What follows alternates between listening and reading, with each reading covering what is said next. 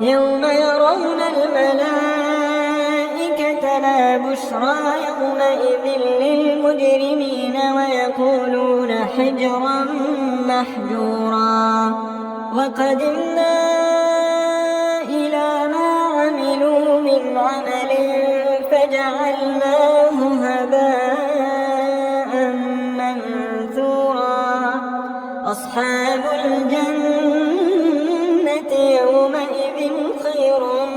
مستقرا وأحسن مقيلا ويوم تشقق السماء بالغمام ونزل الملائكة تنزيلا الملك يومئذ الحق للرحمن وكان يوما على الكافرين عسيرا ويوم يعض الظالم على يديه يقول يا ليتني اتخذت مع الرسول سبيلا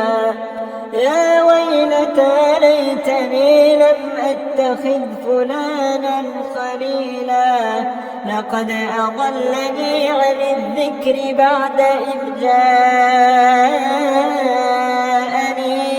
وكان الشيطان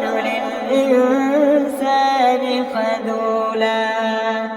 وقال الرسول يا رب إن قوم اتخذوا هذا القرآن مهجورا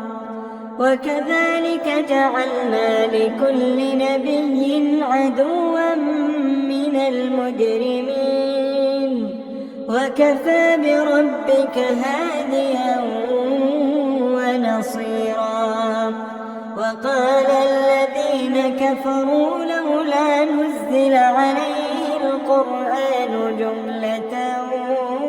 واحدة كذلك لنثبت به فؤادك ورتلناه ترتيلا ولا يأتونك بمثل إلا جئناك بالحق وأحسن تفسيرا الذين يحشرون على وجوههم إلى جهنم أولئك شر مكانا وأضل سبيلا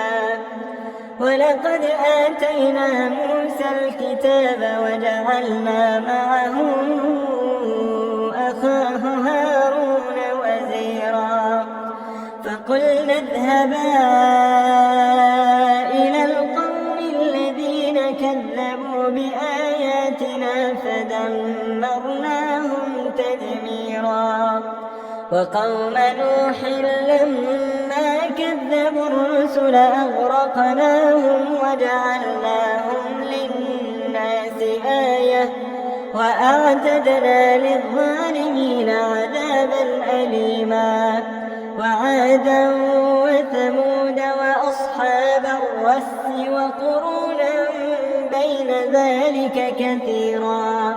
وكلا ضربنا له الأمثال وكلا تبرنا تتبيرا ولقد أتوا على القرية التي